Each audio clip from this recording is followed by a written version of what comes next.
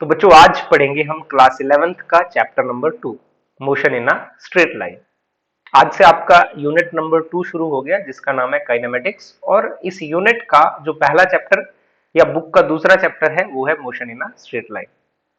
ये हमारा introductory lecture है। हम समझेंगे कि क्या है मोशन, क्या है रेस्ट, क्या है काइनेमेटिक्स, क्या है, और डिस्टेंस एंड डिस्प्लेसमेंट के बारे में समझेंगे।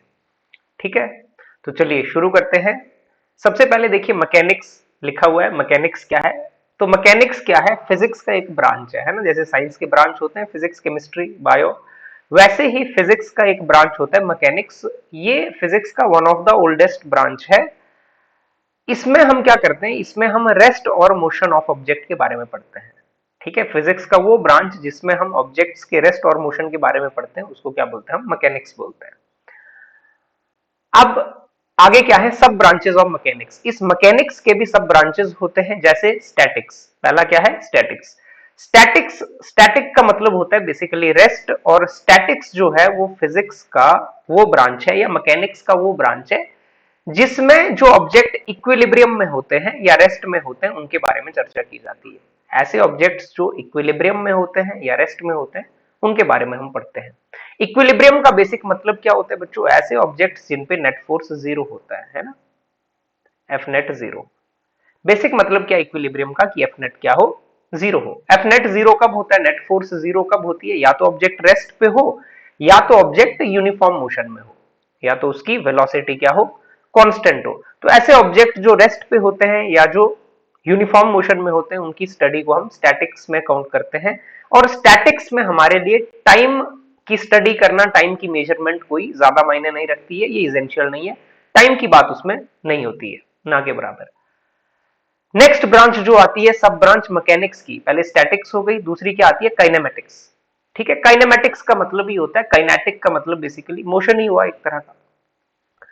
तो ये जो फिजिक्स की ब्रांच है इसमें हम स्टडी करते हैं मोशन को विदाउट उसके कॉज के। स्टडी ऑफ मोशन हम करेंगे without considering the cause of motion. तो हम मोशन के बारे में तो पढ़ेंगे, काइनेमेटिक्स में किस में पढ़ेंगे? काइनेमेटिक्स में पढ़ेंगे हम मोशन के बारे में। डिस्टेंस क्या है, डिस्प्लेसमेंट क्या है, वेलोसिटी क्या है, स्पीड क्या है, एक्सेलरेशन क्या है, इन सब चीजों के बारे में पढ़ेंगे। Motion, study of motion of objects without considering the cause of motion. Cause क्या है उस मोशन का, उसकी चर्चा नहीं करते हैं। ठीक है, जैसे आपने क्लास 9th में पढ़ा है मोशन चैप्टर, तो वो भी काइनेमेटिक्स का ही एक पार्ट है। Here measurement of time is essential. इसमें टाइम की बात होगी, है ना। जब भी आप वो चैप्टर पढ़ते थे तो टाइम की बात होती थी, वेलोसिटी होती थी, टाइम जो आपके इक्वेशंस भी होते थे, v is equal to u plus a t, s is equal to u t plus half a t square, उनमें भी कहीं ना कहीं टाइम की बात होती थी। नेक्स्ट क्या होता है? डायनामिक्स। डायनामिक्स क्या है? ये भी स्टडी ऑफ मोशन है पर इसमें कॉज की भी बात करेंगे। Study of motion of objects taking into consideration the cause of their motion. ठीक है, तो अभी हम काइनेमेटिक्स पढ़ेंगे, जो दो चैप्टर अभी पढ़ेंगे। चैप्टर नंबर कौन सा? अभी के जो दो चैप्टर पढ़ेंगे, चैप्टर नंबर 2 और चैप्टर नंबर 3, ये आपके काइनेमेटिक्स में आते हैं। Motion in a straight line और मोशन इन अ प्लेन। इसके बाद डायनामिक्स पढ़ेंगे जिसमें लॉज ऑफ मोशन से शुरुआत हो जाएगी। ठीक है, चलिए तो अभी कॉज की चर्चा, काइनेमेटिक्स में फोर्स की चर्चा नहीं होगी, बेसिकली कॉज की चर्चा नहीं होगी, टाइम के बारे में चर्चा होगी, और जो भी पैरामीटर हैं हमारे किसके? मोशन के, displacement, distance, velocity, average speed, acceleration, ये सब बात होगी। नेक्स्ट है हमारे पास रेस्ट एंड मोशन। तो रेस्ट क्या है? रेस्ट आपने पढ़ा होगा, 9th में भी पढ़ा होगा। रेस्ट का क्या मतलब होता है? रेस्ट का मतलब होता है कि जब किसी ऑब्जेक्ट की जो पोजीशन है वो उसकी सराउंडिंग के रिस्पेक्ट में चेंज नहीं होती है। जैसे जैसे टाइम आगे पास होता है, कोई ऑब्जेक्ट को हम देख रहे थे, उसकी कुछ पोजीशन थी, हमने 10 सेकंड बाद देखा, 20 सेकंड बाद देखा, अगर उस ऑब्जेक्ट की पोजीशन में कोई भी चेंज नहीं है तो हम बोलते हैं ये ऑब्जेक्ट क्या है? रेस्ट पे है। तो रेस्ट क्या है? An object is said to be at rest if it does not change its position with respect to its surroundings with the passage of time. ठीक, टाइम के साथ उसकी पोजीशन में कोई बदलाव नहीं आ रहा है। तो इसका ऑपोजिट क्या हो गया? इसका ऑपोजिट हो गया मोशन। अगर टाइम के साथ जैसे जैसे टाइम बीत रहा है ऑब्जेक्ट की पोजीशन चेंज होती रहे उसकी सराउंडिंग्स के हिसाब से, तो हम क्या बोलेंगे? वो मोशन है। ठीक है, तो if its position changes with respect to surroundings with the passage of time, तो हम क्या बोलेंगे? Object is in motion. Clear. अब इंपॉर्टेंट याद रखने वाली बात क्या है कि रेस्ट और मोशन बच्चों रिलेटिव होते हैं। Rest and motion are relative. इसका क्या मतलब है? रेस्ट एंड मोशन रिलेटिव है बोलने का मतलब है कुछ भी एब्सोल्यूट रेस्ट नहीं होता है, कुछ भी एब्सोल्यूट मोशन नहीं होता है। ये डिपेंड करता है कि बात किसके रिस्पेक्ट में की जा रही है। रेस्ट एंड मोशन क्या है? रिलेटिव। माने दुनिया पे ऐसा कोई पॉइंट ढूंढना जिसको हम बोले कि ये पॉइंट एब्सोल्यूट रेस्ट पे है, स्पेस में कोई ऐसा पॉइंट मार्क करना कि ये पॉइंट एब्सोल्यूट रेस्ट में है, ऐसा कोई पॉइंट अभी तक हम नहीं मार्क करते हैं, ऐसा कोई पॉइंट नहीं होता है। जैसे नेक्स्ट लाइन में लिखा है absolute rest and absolute motion are unknown. ठीक। तो रेस्ट एंड मोशन रिलेटिव का मतलब है किसी के लिए जो चीज रेस्ट में हो सकती है, क्या पता किसी दूसरे के लिए वही चीज किसमें हो? मोशन में हो। इसके बहुत सारे एग्जाम्पल हैं। जैसे अगर हम ग्राउंड की बात करें तो हम ग्राउंड को रेस्ट पे मानते हैं, है ना। जैसे सड़क है, पेड़ है, हम इन चीजों को क्या मानते हैं कि भाई ये रेस्ट पे है। हमारे रिस्पेक्ट में इनकी पोजीशन चेंज नहीं होती, हम ऑब्जर्व करें तो ग्राउंड की पोजीशन चेंज नहीं होती जनरली।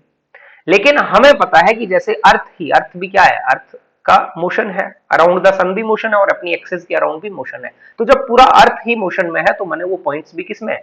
मोशन में ही है। तो हम एब्सोल्यूटली नहीं बता सकते कि वो रेस्ट पे है, ऑब्जर्वर के हिसाब से कि हमें दिख रहा है कि वो रेस्ट पे है। फॉर एग्जाम्पल अगर हम ये बात करें, जैसे मान लो कि हमारे पास कोई व्हीकल है, ठीक है, ये कोई व्हीकल है, इस और ये ग्राउंड है, सड़क है, यहां पर कोई एक आदमी है, आदमी नंबर ए, ठीक। और इस व्हीकल के अंदर ये व्हीकल आगे मूव कर रहा है और इसके अंदर भी कोई आदमी है, एक है आदमी नंबर बी और एक क्या है? आदमी नंबर सी। ये अपनी अपनी रिस्पेक्टिव सीट पे बैठे हुए व्हीकल में।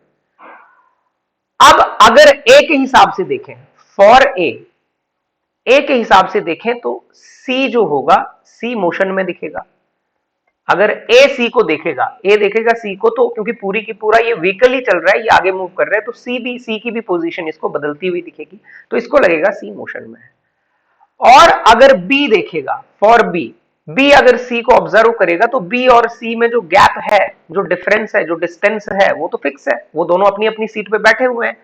तो इसको क्या लगेगा? बी को लगेगा कि सी रेस्ट पे है, बी को लगेगा सी किस पे है? रेस्ट पे है। तो रेस्ट और मोशन बेसिकली किस पे डिपेंड कर रहा है? ये बात डिपेंड कर रही है कि ऑब्जर्व कौन कर रहा है, देखने वाला कौन है। ए देख रहा है सी को तो उसको लग रहा है मोशन में है, बी देख रहा है सी को तो उसको लग रहा है रेस्ट पे है।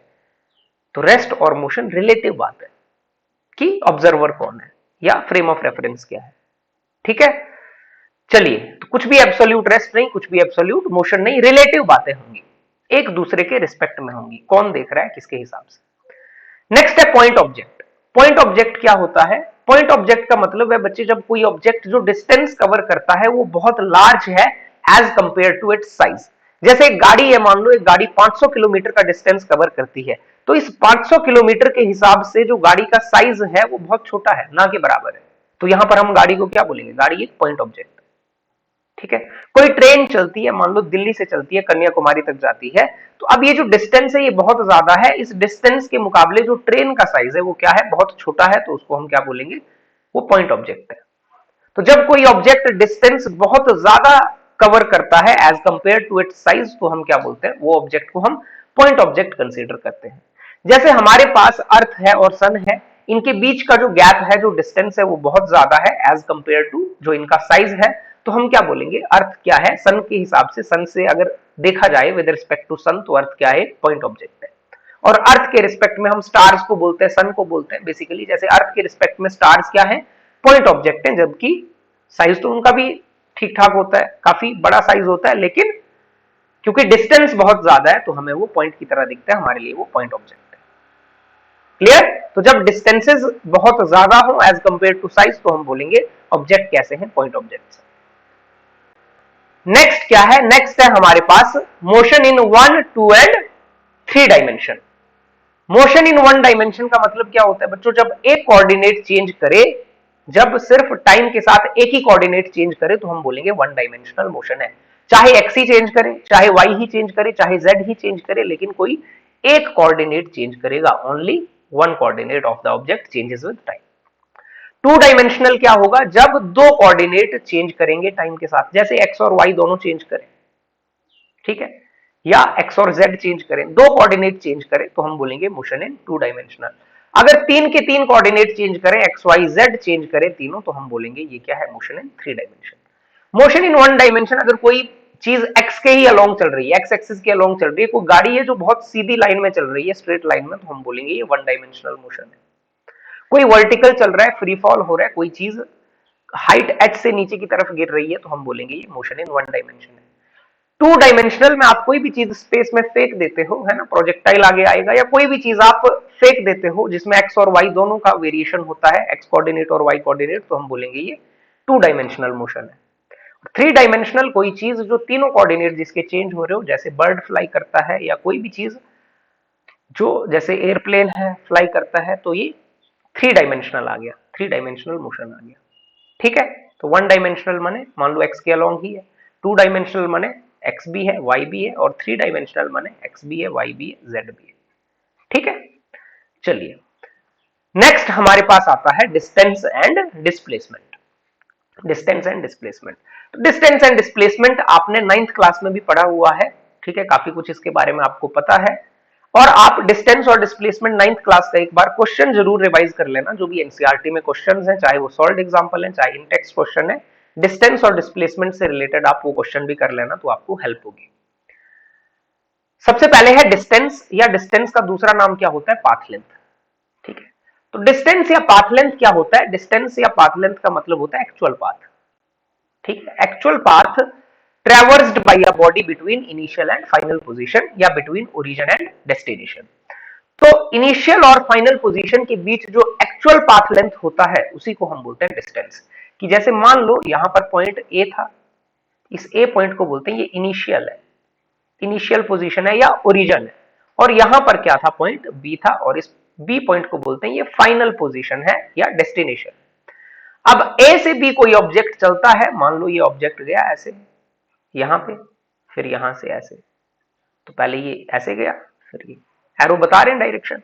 मान लो ये डिस्टेंस थी 10 मीटर और ये डिस्टेंस थी 15 मीटर, या 10 मीटर ही लिख दिया। ठीक है, 10 मीटर 10 मीटर, तो आपके पास डिस्टेंस कितना आ जाएगा, आपके पास डिस्टेंस जो आ जाएगा इस केस में, वो कितना आ गया, 10 + 10 20 मीटर।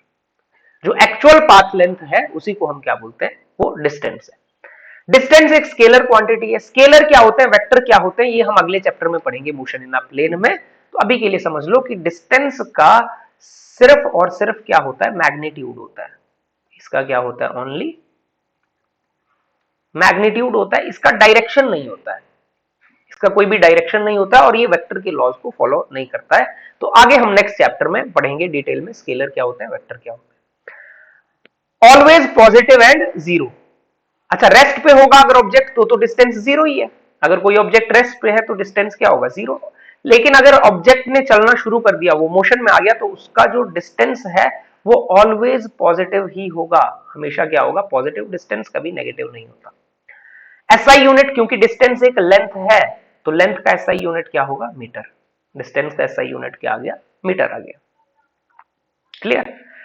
फिर नेक्स्ट क्या आता है, नेक्स्ट आता है डिस्प्लेसमेंट। डिस्प्लेसमेंट क्या होता है बच्चे, change in position, very important. Displacement मतलब चेंज इन पोजीशन, एक तो आपको ये बात याद रखनी है।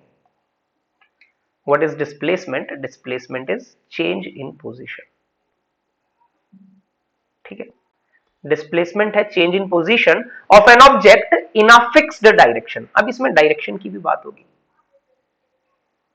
Displacement is a change in position of an object in a fixed direction. It is the shortest path, और shortest path जो होता है, shortest path किन्हीं भी दो पॉइंट्स के बीच क्या होता है, स्ट्रेट लाइन। स्ट्रेट लाइन से shortest कोई पाथ नहीं हो सकता। It is the shortest path और straight line path measured in the direction from initial to final position. Measured in the direction from initial to final position. बार बार direction का जिक्र हो रहा है, और from initial to final position.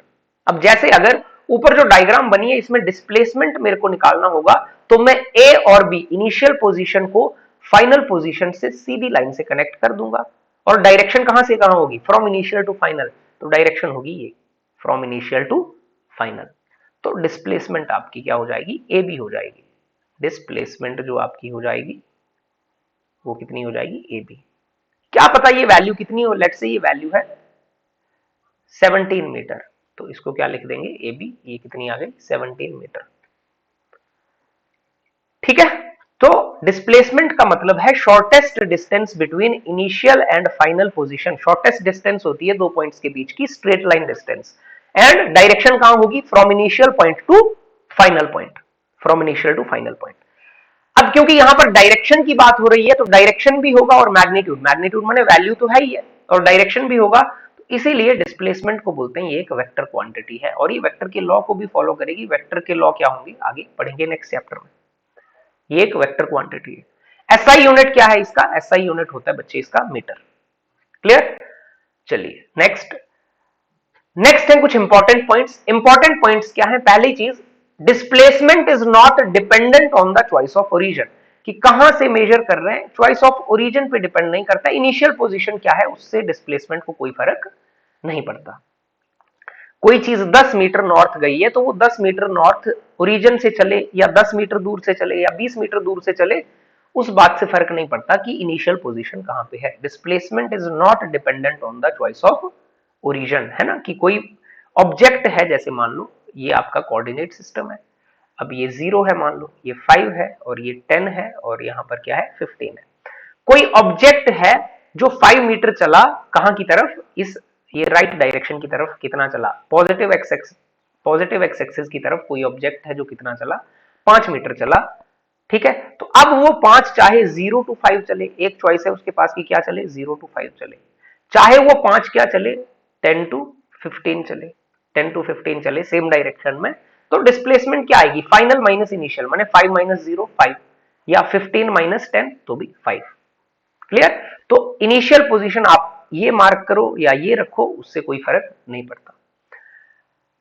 Number 2, distance is always greater than और equal to magnitude of displacement. Very important, जो डिस्टेंस है,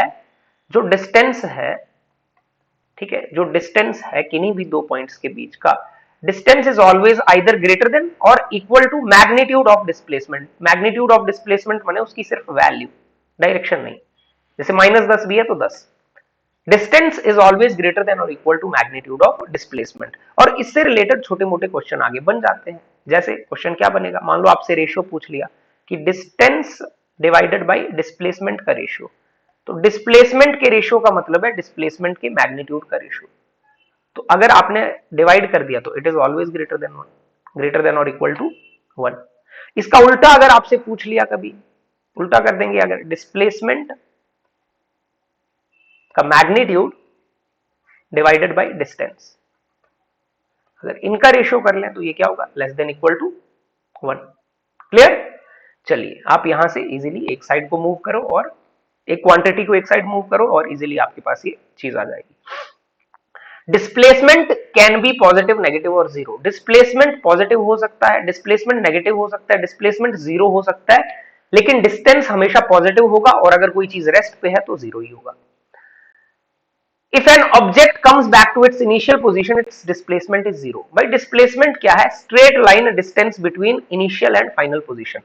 अगर कोई पार्टिकल मान लो ए से शुरू होता है, बी पे जाता है, ए से कहां पे जाता है बी पे, और फिर से वापस आ जाता है, बी से वापस ए पे, तो जहां से शुरू हुआ वहीं पे आ गया, तो इनिशियल और फाइनल में कोई स्ट्रेट लाइन बनेगी नहीं, जो इनिशियल पॉइंट है वही फाइनल पॉइंट है। मैंने जब भी इनिशियल और फाइनल पॉइंट कोइंसाइड हो जाएं तो डिस्प्लेसमेंट हम क्या लिखेंगे, डिस्प्लेसमेंट क्या होगी तब, जीरो होगी, है ना। अगर ऑब्जेक्ट अपनी इनिशियल पोजीशन पे वापस आ जाता है घूम फिर के तो डिस्प्लेसमेंट हो गई जीरो। ठीक, चलिए नेक्स्ट। अब करते हैं क्वेश्चन हम, कि क्वेश्चन किस तरह के हमें देखने को मिल सकते हैं डिस्टेंस और डिस्प्लेसमेंट पे। पहला क्वेश्चन क्या है, if position of an object changes with time as x is equal to, तो पोजीशन एक्स कोऑर्डिनेट कैसे चेंज हो रहा है, वो टाइम के साथ T square plus 4t plus 5। पहला इस तरह का क्वेश्चन आपको मान लो पेपर में देखने को मिल गया, ठीक।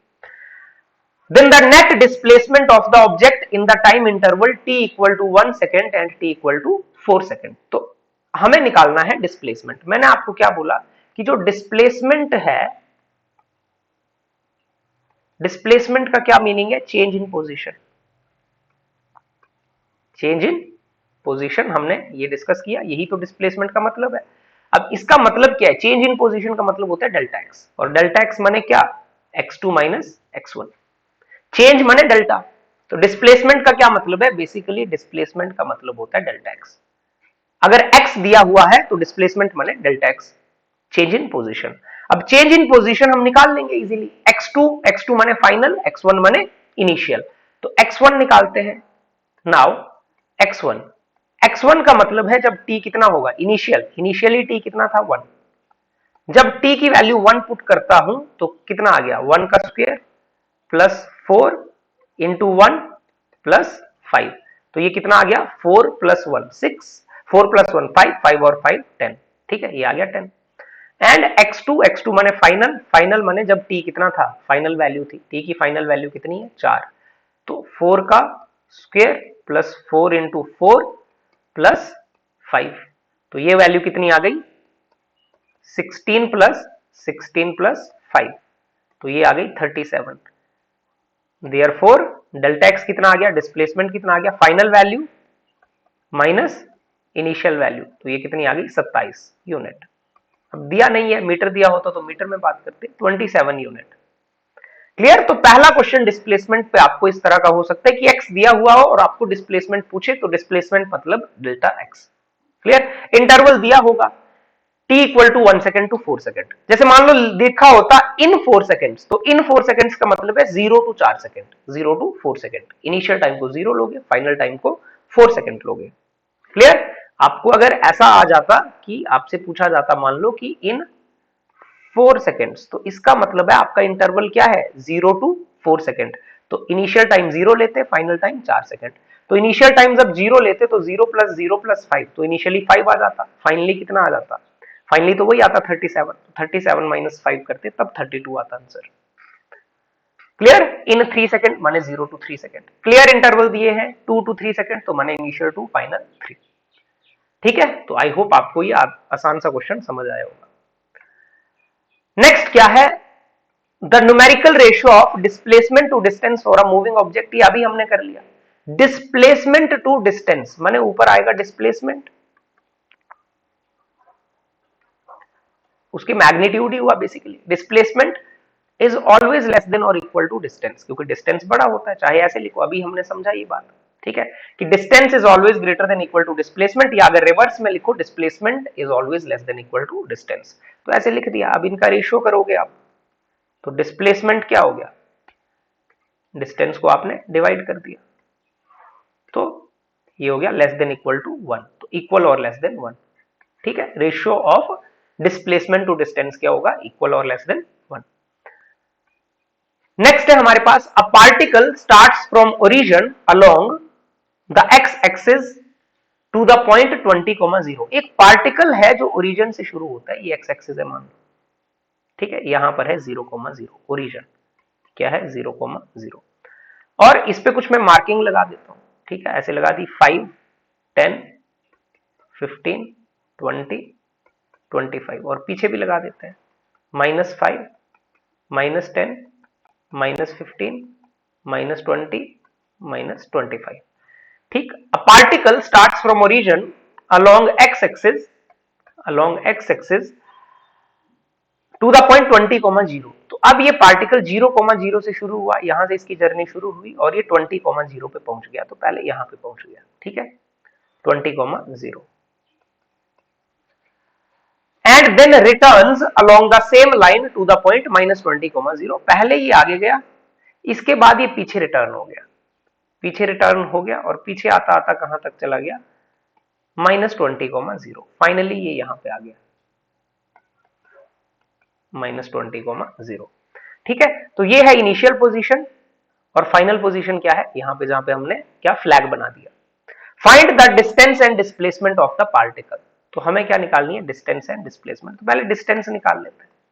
डिस्टेंस माने एक्चुअल पाथ लेंथ, 0 से पहले 20 पे गया, तो आगे की तरफ 20, तो 0 से, जैसे मान लो मार्क कर देते हैं, इस पॉइंट को आपने बोल दिया O, और इस पॉइंट को बोल दिया A, फिर इस पॉइंट को क्या बोल दिया आपने B। तो पहले गया O से A, फिर वापस आया A से O, फिर वापस गया O से B। ठीक है, इतना इसने कवर किया। O से A जाएगा आगे तो 20, A से वापस O आएगा, फिर से 20 आएगा। लेंथ कितनी है, हमें तो डिस्टेंस का मतलब लेंथ, एक्चुअल लेंथ, और O से फिर B पे जाएगा पीछे, फिर पीछे 20, तो टोटली आ गया 60 मीटर। फिर नेक्स्ट आती है डिस्प्लेसमेंट। ठीक है, डिस्टेंस मतलब लेंथ कितना है, 20 आगे गया 20 पीछे आया, टोटल 40, और 20 फिर से नेगेटिव पीछे चला गया। डिस्प्लेसमेंट क्या होती है, straight line distance between initial and final position, या डिस्प्लेसमेंट माने डेल्टा एक्स। ठीक है, इनिशियल क्या था आपका, ये पॉइंट था इनिशियल ओ, फाइनल पॉइंट क्या है, ये है फाइनल पॉइंट। इनिशियल और फाइनल पॉइंट के बीच जो स्ट्रेट लाइन डिस्टेंस है, तो इनके बीच स्ट्रेट लाइन डिस्टेंस है ये, और किस डायरेक्शन में, इनिशियल से फाइनल की तरफ, तो इस डायरेक्शन में। तो ये ओरिजिन से डायरेक्शन कहां आ गई, नेगेटिव वाली साइड आ गई डायरेक्शन। या वैसे ही डेल्टा एक्स आप निकालो, डेल्टा एक्स माने फाइनल माइनस इनिशियल। फाइनल क्या था -20, इनिशियल क्या था 0। एक्स कोऑर्डिनेट ही तो चेंज हो रहा है, वाई कोऑर्डिनेट थोड़ी चेंज हो रहा है। देखो ऐसे समझो, डेल्टा एक्स माने x2 माइनस x1। अभी x2 इधर आप अगर कोऑर्डिनेट्स लिखते हैं तो इसको लिखते हैं x1 y1, चेंज ही हालांकि x1 हो रहा है, तो x2 y2, तो ये कितना आ जाएगा, x2 माइनस x1 कितना आ गया, -20 माइनस 0, कितना आ गया, -20 मीटर। ठीक है, तो -20 मीटर आई डिस्प्लेसमेंट। तो देखो डिस्प्लेसमेंट तो नेगेटिव भी हो सकती है। क्लियर, तो आई होप ये समझ आया होगा। आप ऐसे ही कुछ भी हो सकता है, पार्टिकल ओ से ए गया, वापस ए से ओ आ गया, तो डिस्प्लेसमेंट 0 हो गया और डिस्टेंस 40 हो गया, ऐसे केसेस हो सकते हैं। नेक्स्ट क्या है, देखो an aeroplane flies from point P, उसके कोऑर्डिनेट्स दिए हुए हैं, to point Q in x y z coordinate, the aeroplane's displacement in coordinate form.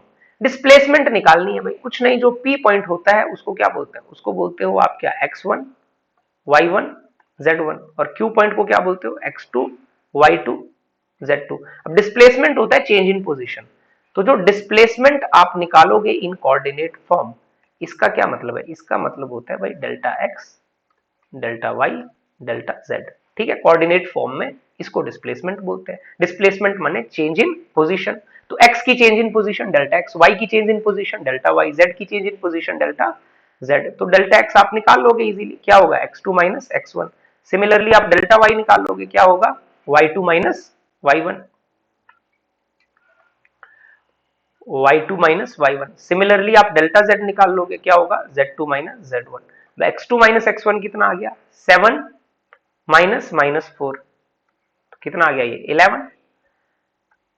फिर आपके पास क्या आ गया, नेक्स्ट आ गया आपके पास y2 -2 माइनस -5, तो कितना आ गया ये 3। फिर आपके पास z आ गया, z2 माइनस z1, तो कितना आ गया -11। तो आपके कोऑर्डिनेट्स कितने आगे, 11 मीटर, 3 मीटर और -11 मीटर। ठीक है, तो 11 3 -11, सी ऑप्शन आपका हो गया। क्लियर, तो आपके ये कोऑर्डिनेट्स आ गए। चलिए नेक्स्ट हमारे पास क्या है, नेक्स्ट जो है, a boy has to go 50 metre due north, 40 metre due east and 20 metre due south to reach his school. तो एक लड़का है,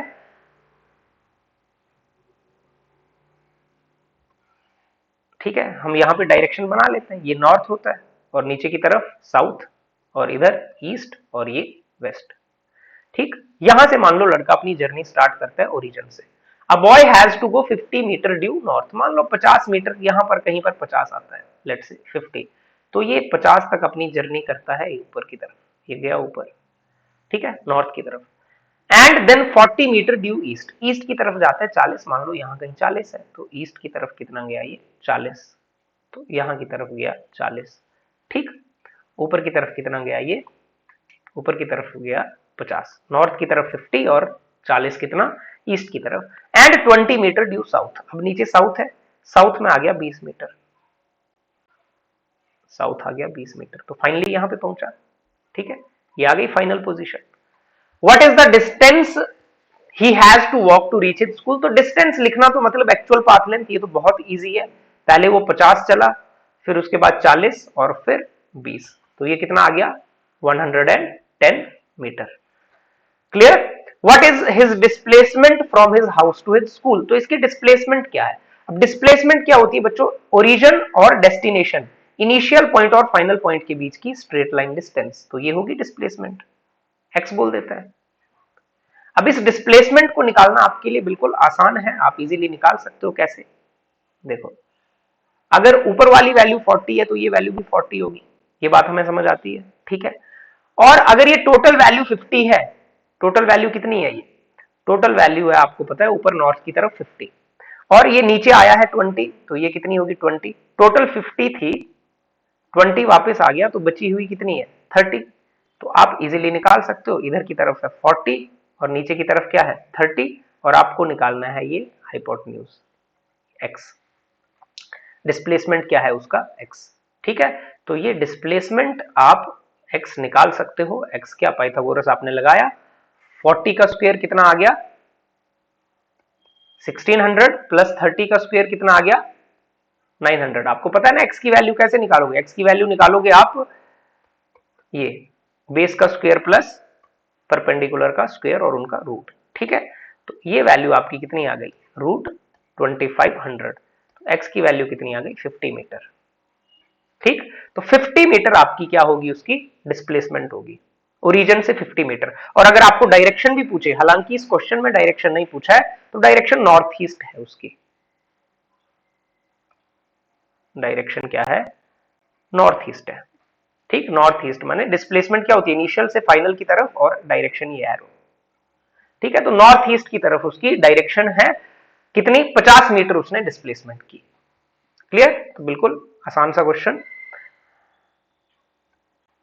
नेक्स्ट आपके पास है question number 6।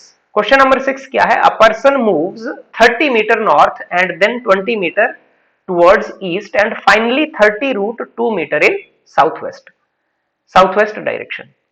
The displacement of the person from the origin will be, ठीक है। इसको आप ट्राई कर सकते हैं, ये मैं लीव कर रहा हूं, इसको आप ट्राई करना और आपका जो भी आंसर आएगा आप कमेंट कर सकते हैं। तो इसको आप ट्राई कर सकते हैं, सेम ही जैसे ऊपर वाला क्वेश्चन ट्राई किया, थोड़ा सा आपने स्टेटमेंट को पढ़ना है और इसको ट्राई करना है, ठीक है। A person moves 30 metre north, 30 metre पहले नॉर्थ गया, फिर 20 metre east and then finally 30 root 2 metre in south west. South west का मतलब होता है ये, ठीक है। ये आपका नॉर्थ होता है, ये साउथ होता है, east and west. South west का मतलब ये वाली डायरेक्शन, ठीक है। चलिए, तो डिस्प्लेसमेंट आपने निकालनी है और फिर बताना है। 6, इसके बाद है 7। A particle moves along a circle of radius r.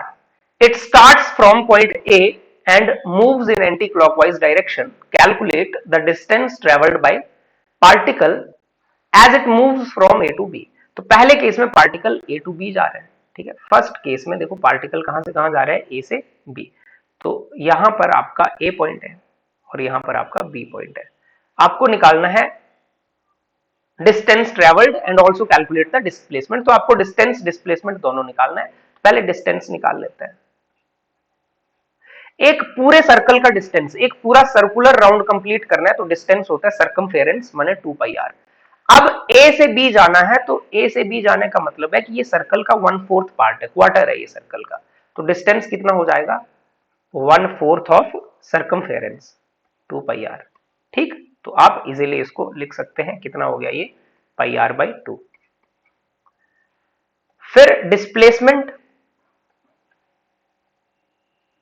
अब इस केस में जो डिस्प्लेसमेंट है, डिस्प्लेसमेंट माने इनिशियल और फाइनल पोजीशन के बीच की स्ट्रेट लाइन डिस्टेंस। तो ए पॉइंट है इनिशियल और बी पॉइंट है फाइनल, इनके बीच की स्ट्रेट लाइन डिस्टेंस माने ये।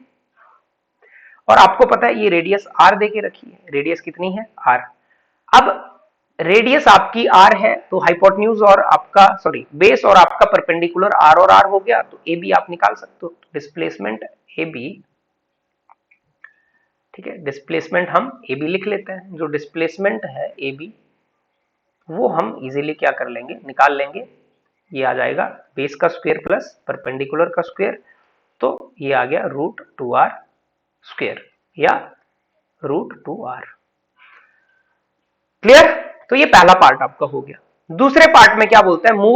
मूव्स फ्रॉम ए टू सी। अब दूसरे पार्ट में ए से सी जा रहा है, ठीक है। ए से सी, इनिशियल पॉइंट आ गया ए और फाइनल पॉइंट क्या आ गया? सी। तो ए से सी माने सेमी सर्कल हो गया। तो ए से सी के लिए डिस्टेंस निकालना क्या हो गया? हाफ। ए से सी के लिए डिस्टेंस कितना हो गया? हाफ ऑफ कंप्लीट सर्कल में डिस्टेंस होता है 2 पाई आर, तो यहां पर डिस्टेंस आ गया आपका पाई आर। और डिस्प्लेसमेंट आपका कितना हो गया, इनिशियल और फाइनल पॉइंट के बीच की स्ट्रेट लाइन डिस्टेंस, इनिशियल और फाइनल पॉइंट माने ए और सी के बीच की ये लेंथ। तो ए और सी के बीच की लेंथ हर बच्चे को समझ आती है, डायामीटर है, डायामीटर माने 2 टाइम्स रेडियस है ये। क्लियर। फिर दो पार्ट हमारे हो गए, पहला हो गया, दूसरा हो गया, तीसरा क्या है, फ्रॉम ए टू डी। अब इनिशियल पॉइंट क्या है, इनिशियल पॉइंट है आपके पास ए और फाइनल पॉइंट क्या है आपके पास डी। तो ए से डी के लिए आप जा रहे हो तो सर्कल का 3/4 पार्ट कवर हो रहा है। सर्कल का कितना कवर हो रहा है, 3/4 पार्ट कवर हो रहा है, इजीली है ना, 75% पार्ट कवर हो जा रहा है उस पेरीफेरी का या उस सर्कमफेरेंस का। तो थर्ड पार्ट में हम क्या करेंगे, थर्ड पार्ट में हम देखते हैं जो डिस्टेंस है वो कितना है, 3/4 ऑफ 2 पाई आर। ये कितना हो गया, 3/2 पाई आर, 3/2 पाई आर। और जो डिस्प्लेसमेंट है, अगेन हम मैग्नीट्यूड ऑफ डिस्प्लेसमेंट की बात कर रहे हैं, डायरेक्शन तो लिख नहीं रहे। डिस्प्लेसमेंट यहां पर क्या होगा, यहां पर भी डिस्प्लेसमेंट होगा इनिशियल और फाइनल जो लेंथ है, जो इनिशियल और फाइनल हमारा लेंथ है, ठीक है, उनके बीच की शॉर्टेस्ट दूरी। तो ये डी है और ये इनिशियल है, तो यहां पर ये होगा डिस्प्लेसमेंट ए और डी। ठीक, ए और डी के बीच की दूरी। अब ये भी आपको पता है क्लियरली, ये भी सेम ही होगी, निकालने की भी जरूरत नहीं है, जितनी ए टू बी थी उतनी ही ए टू डी होगी, सिमेट्रिकली आपको पता चलता है। ये हाइपोटेन्यूज है और ये डिस्टेंस बराबर आएगी, सॉरी ये जो लेंथ है ये बराबर आएगी, डिस्प्लेसमेंट कितनी आएगी, ये √r² प्लस √r², और ये आ गई √2r। फिर फोर्थ पार्ट क्या है, फोर्थ पार्ट है कंप्लीट्स 1 रेवोल्यूशन। जब एक पूरा सर्कल कंप्लीट कर लेगा, ए से घूम के वापस ए पे आ गया, है ना, ए से घूम के वापस ए पे आ गया, तो डिस्प्लेसमेंट तो 0 हो गया और डिस्टेंस हो गया 2 पाई आर। एक कंप्लीट सर्कल का मतलब डिस्टेंस कितना हो गया, डिस्टेंस हो गया हमारा 2 पाई आर। तो एक कंप्लीट सर्कल के लिए डिस्टेंस माने सर्कमफेरेंस, और डिस्प्लेसमेंट ये वो केस आ गया कि इनिशियल और फाइनल पोजीशन क्या हो गए, कोइंसाइड हो गए, सेम हो गए, तो डिस्प्लेसमेंट क्या हो गया, 0, क्योंकि कोई स्ट्रेट लाइन बनेगी ही नहीं। ठीक, तो क्वेश्चन नंबर 7 भी हमने कर लिया, इसको भी आप देख सकते हो, इस तरह का भी क्वेश्चन आपको देखने को मिल सकता है। चलिए नेक्स्ट है हमारे पास question number 8। An athlete completes 1 round of a circular track of radius r in 80 seconds। एक सर्कुलर ट्रैक माने एक जो पूरा सर्कल उसको कंप्लीट करने में लगते हैं, वो लगते हैं उसको 80 सेकेंड, है ना। तो हम क्या करते हैं, हमारे पास मान लो एक सर्कुलर ट्रैक है, ठीक है,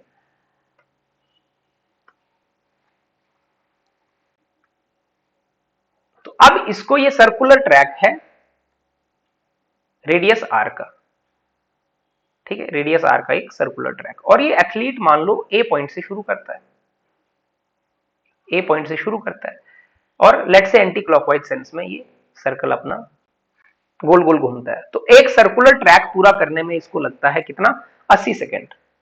What will be his displacement at the end of 4 minute 60 second. अब 4 मिनट 60 सेकेंड कितना हुआ, 4 मिनट माने 4 इंटू 60, और 60 सेकेंड भी तो एक ही मिनट होता है, तो बेसिकली 5 मिनट की बात कर रहे हैं, ठीक है।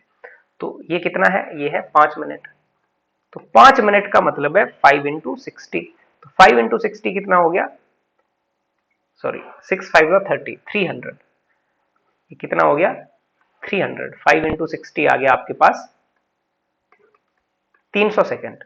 300 सेकेंड में डिस्प्लेसमेंट क्या होगी, जो भी ये एथलीट है इसकी, एक राउंड कर रहे हैं 80 में, एक राउंड कितने में, 80 सेकेंड में, ठीक है। तो नंबर ऑफ राउंड्स भी अगर आप निकालना चाहें तो आप इजीली निकाल सकते हैं। देखो आप ऐसे अगर नंबर ऑफ राउंड्स निकालेंगे, अगर आपको समझ आता है यूनिटरी मेथड, तो नंबर ऑफ राउंड्स आप इजीली निकाल सकते हैं। कितने आ जाएंगे ये, 300 डिवाइडेड बाई 80, और ये कुछ इतने राउंड्स कवर करेगा, कितना आ गया ये 15/4, 15/4। अच्छा 15/4 कितना हुआ, अगर आप इसको मिक्स्ड फ्रैक्शन में लिखते हो तो 15/4 कितना हुआ,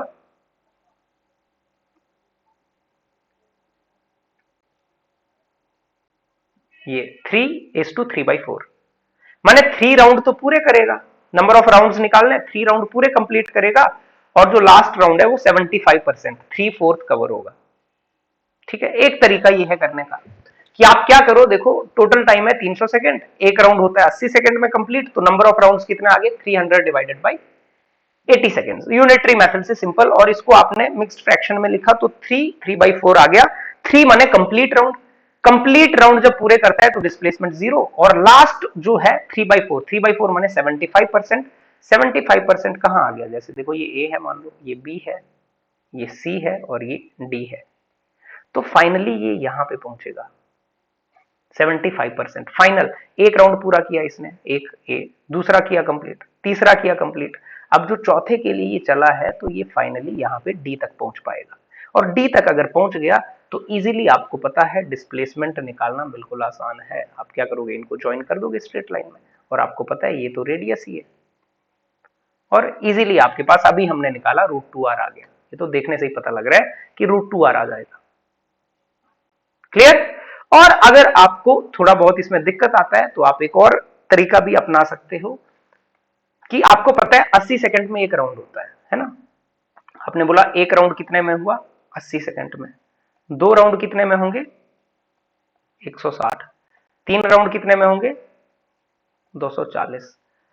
अच्छा 240 में 3 राउंड पूरे हो गए, 3 राउंड माने वापस ए पे ही पहुंचा है। अब अगर 80 और ऐड कर दोगे तो वो तो कितना हो जाएगा, 320 हो जाएगा, लेकिन 320 सेकंड तो है ही नहीं, 300 सेकंड है। मतलब अब आपके पास बचते हैं 60 सेकंड। अब आपके पास कितने बचते हैं, 60 सेकंड। अगर एक राउंड 80 सेकंड में हो रहा है तो आधा राउंड कितने में हो रहा है, आधा राउंड हो रहा है माने 40 सेकंड में, और एक क्वार्टर राउंड कितने में हो रहा है माने 20 सेकंड में। ठीक है, तो अब ये पहुंच चुका है यहां पर 240 सेकंड्स पे। 240 में 20 ऐड किए तो यहां पहुंचा, 20 और ऐड किए तो यहां पहुंचा, 20 और ऐड किए 60 तो यहां पहुंच गया। तो फाइनली ये 300 सेकंड बाद कहां पहुंचेगा, डी पे। अगर आप कॉमन सेंस से भी वैसे 80 का एक राउंड, ठीक है, 8 2 16, 160 में 2 राउंड, 240 सेकंड में 3 राउंड, और अब उसके पास 60 सेकंड बचे रिमेनिंग। एक राउंड पूरा नहीं लगेगा, 80 नहीं बचे हैं, तो 60 सेकंड बचे हैं, तो 60 सेकंड में उसका राउंड कितना होगा। अगर 80 में एक राउंड हो रहा है तो माने 40 में कितना हो रहा है, हाफ राउंड हो रहा है यहां तक। ठीक है, और 1 क्वार्टर राउंड कितने में हो रहा है, वो हो रहा है आपका 20 सेकंड में। तो अब 60 बचे हैं, 1 20, 2 20, 3 20, डी पे आएगा फाइनली। और डी पे फाइनली आ गया, फिर तो डिस्प्लेसमेंट निकालना आसान है। ए और डी को सीधी लाइन में कनेक्ट कर दो, वो सीधी लाइन की लेंथ आप पाइथागोरस से निकाल लो, जो कि हमने पीछे अभी निकाल ही ली है, कितनी बार है ना, अभी हमने पीछे यहाँ पे कैलकुलेट की है √2r, यही वाली लेंथ तो आ गई वापस। ठीक है, तो ये क्वेश्चन भी आपका इजीली हो जाना चाहिए, इसमें कोई दिक्कत किसी को नहीं आनी चाहिए। ठीक है, और ऐसे अगर आपको नंबर ऑफ राउंड समझ आते कि 3 राउंड्स तो पूरे हैं प्लस एक राउंड क्या है, ये 3/4 है। चलिए नेक्स्ट है हमारे पास question number 9। A particle moves from A to B in a circular path of radius r covering an angle theta as shown in figure.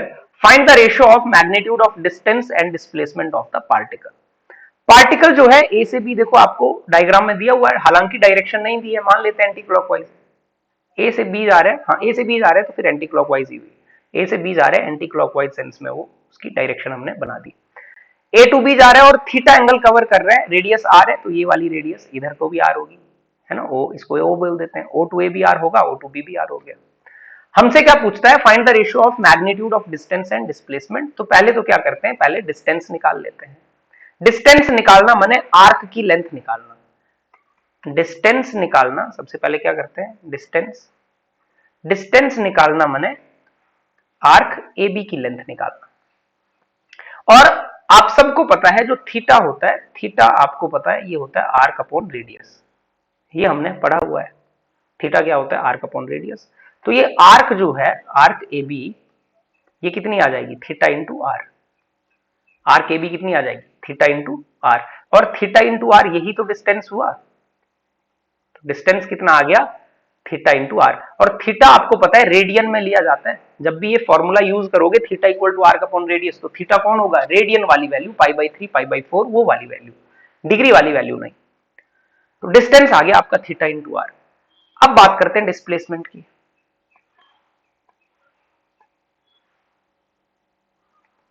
Displacement मान लेते हैं जो ए बी है डिस्प्लेसमेंट, उसको हमने लेट से मान लिया वो एक्स है। तो बेसिकली हमें ये एक्स कैलकुलेट करना है। इस ट्राइंगल को यहां पे मैं ड्रॉ करने की कोशिश करता हूं। तो ये हमारी ट्राइंगल है, कुछ ऐसी ट्राइंगल है, ठीक है। चलिए ये हमने ड्रॉ कर ली, ठीक है। ये है ओ पॉइंट, ये है बी पॉइंट और ये है ए पॉइंट, और यहां पर एंगल कितना है थीटा। और हमने ये जो डिस्प्लेसमेंट है ए बी, इसको हमने बोला है कि ये एक्स है। ये जो डिस्प्लेसमेंट है ए से बी की, ये कितनी है, ये एक्स है। ये हमें निकालना है। क्लियर? चलिए, तो अब क्योंकि ये सर्कुलर है, सर्कुलर पाथ है, मैं क्या करता हूं, यहां पर एक बीच से परपेंडिकुलर बाइसेक्टर गिरा देता हूं। बीच से हमने क्या किया, एक परपेंडिकुलर बाइसेक्टर गिरा दिया।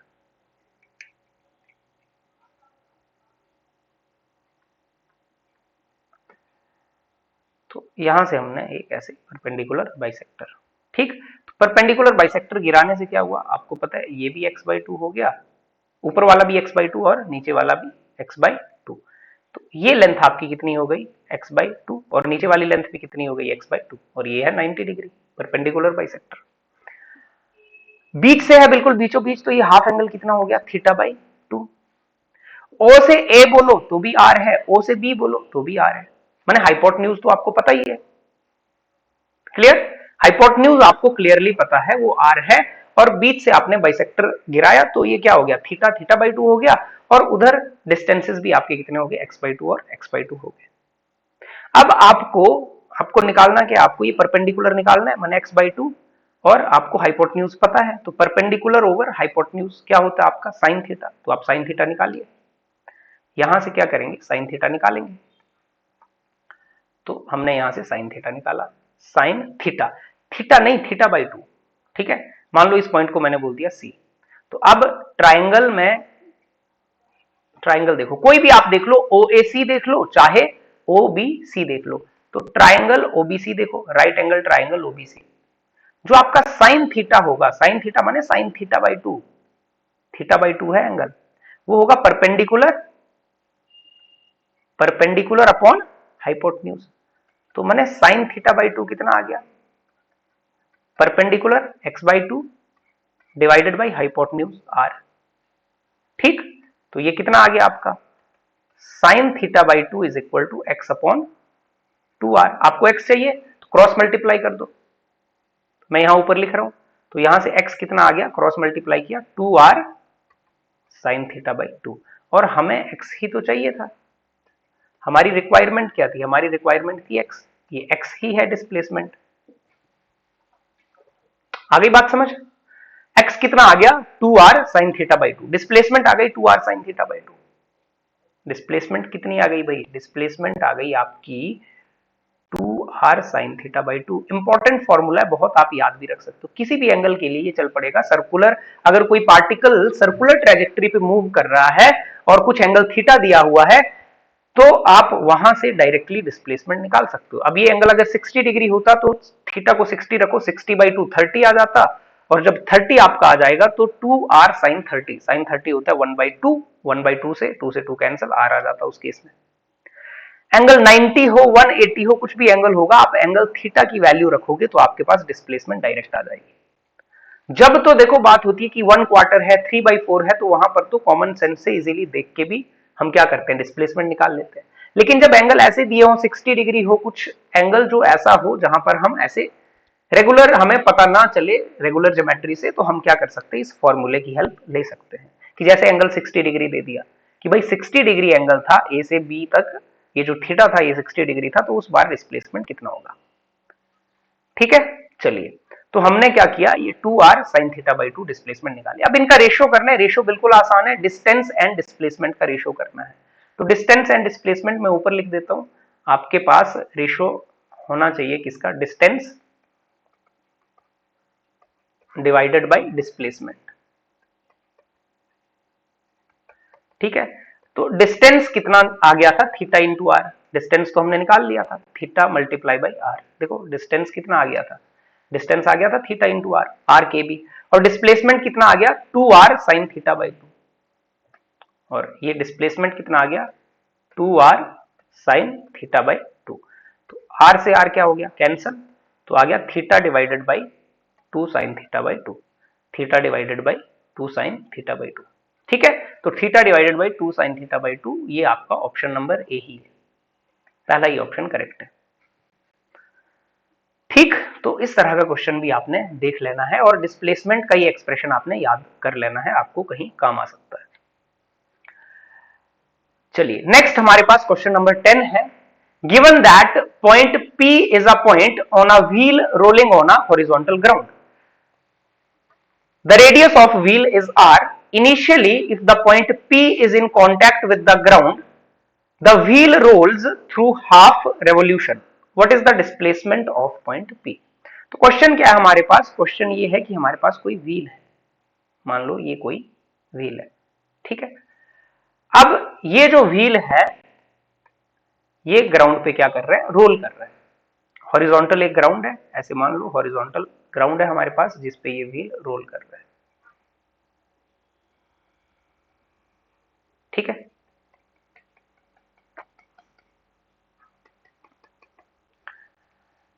The radius of wheel is r, तो व्हील का रेडियस हमें दिया हुआ है कि व्हील का रेडियस कितना है, लेट्स से r है, इसका radius r।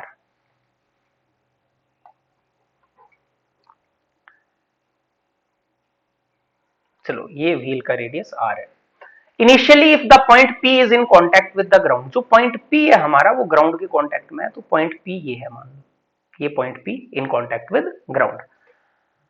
The wheel rolls through half revolution, आधा रेवोल्यूशन जब हो जाएगा, आधा रेवोल्यूशन माने एक सेमी सर्कल, जब आधा रेवोल्यूशन हो जाएगा तो what is the displacement of point P। Half revolution के बाद मान लो ये व्हील ऐसे रिवॉल्व कर रहे हैं, ऐसे गोल गोल आगे जा रहे हैं, तो जब हाफ रेवोल्यूशन हो जाएगा, आधा रेवोल्यूशन, तो ये P पॉइंट टॉप पे आ जाएगा, और क्योंकि पहिया रोल कर रहा है तो पहिया आगे भी तो मूव करेगा, ठीक है। टायर है जैसे गाड़ी का, आगे भी मूव करेगा और गोल भी मूव कर रहा है, रोलिंग हो रहा है, रोलिंग मतलब आगे ट्रांसलेट भी कर रहा है, आगे भी जा रहा है और गोल गोल भी घूम रहा है, तो P पॉइंट घूमता घूमता ऊपर आ जाएगा और उतनी देर में टायर कहीं आगे पहुंच चुका होगा।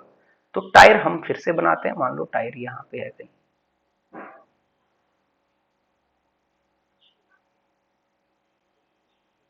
ठीक है, तो ये हमारा मान लो ऐसे कुछ टायर पहुंच चुका है यहां पे, और P पॉइंट तब तक कहां पहुंच चुका होगा, P पॉइंट आ चुका होगा टॉप पे, हाफ रेवोल्यूशन के बाद। क्लियर, P पॉइंट आ गया टॉप पे। हमसे क्या पूछता है, what is the displacement of point P, तो पॉइंट P यहां पे था, अब टॉप पे है, तो डिस्प्लेसमेंट क्या होता है, डिस्प्लेसमेंट होता है इनिशियल और फाइनल पोजीशन के बीच सीधी लाइन की लंबाई। तो इनिशियली P पॉइंट यहां पे था, फाइनली P पॉइंट यहां पे है, इनको सीधी लाइन से कनेक्ट कर दो, इनको सीधी लाइन से कनेक्ट कर दिया, तो डिस्प्लेसमेंट हो गई ये।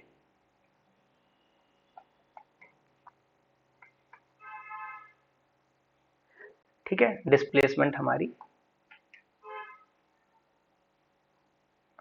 तो डिस्प्लेसमेंट को मान लेते हैं ये डिस्प्लेसमेंट है x, ये हमें निकालनी है P पॉइंट की डिस्प्लेसमेंट। ठीक, अब ये निकालने के लिए हमें क्या चाहिए, हमें दो चीजें चाहिए। देखो एक चीज तो हमें क्लियरली पता लग रही है डायग्राम से कि ये जो परपेंडिकुलर है ये रेडियस r है, तो ये तो होगा 2r। जो परपेंडिकुलर है वो तो हम साफ साफ निकाल सकते हैं कि परपेंडिकुलर जो आएगा वो कितना आएगा 2r। अब हमें अगर ये बेस पता चल जाए, हमें ये वाली लेंथ पता चल जाए ये, तो हम निकाल लेंगे, ठीक है। अगर हमें ये वाली लेंथ पता चल जाएगी,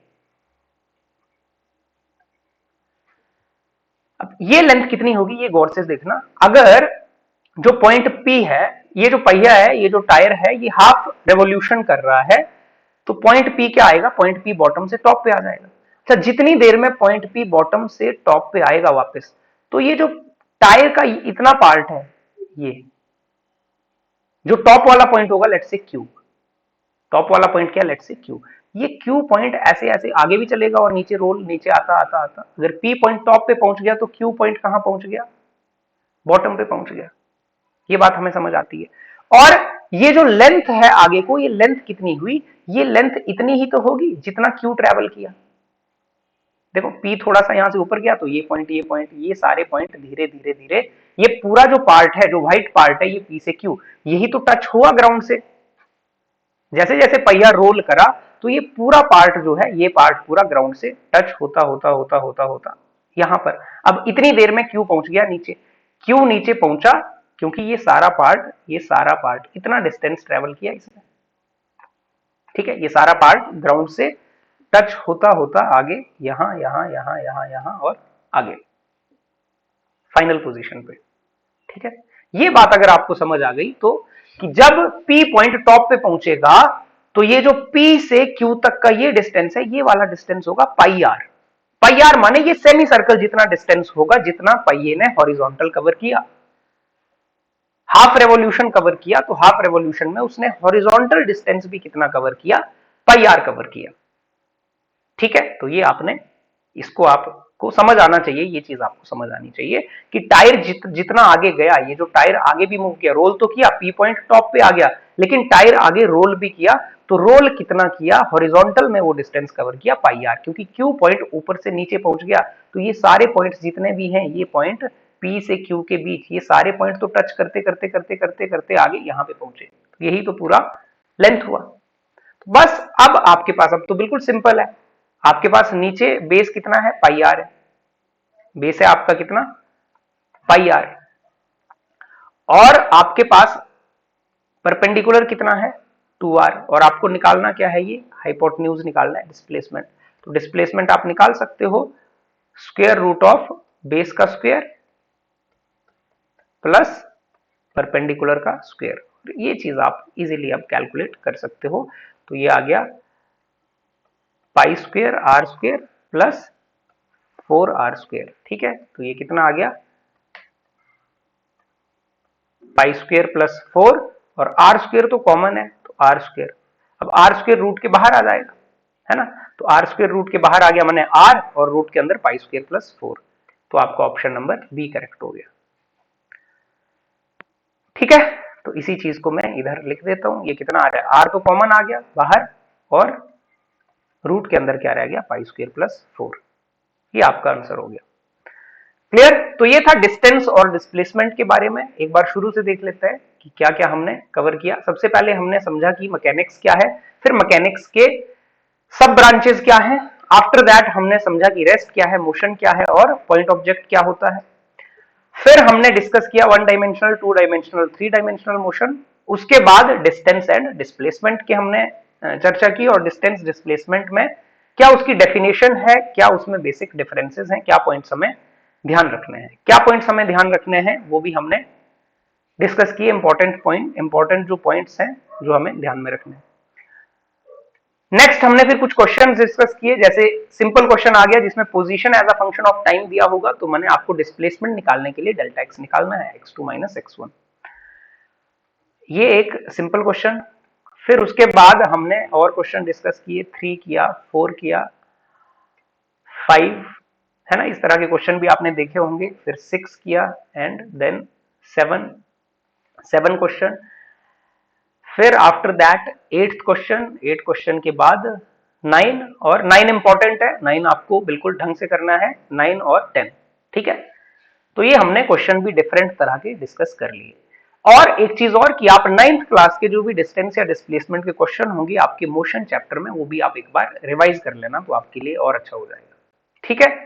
तो ये पहला लेक्चर हमारा इंट्रोडक्टरी लेक्चर जो है, इंट्रोडक्शन जो है वो खत्म हुआ।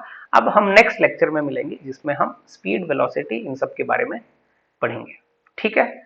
चलिए मिलते हैं नेक्स्ट वीडियो में।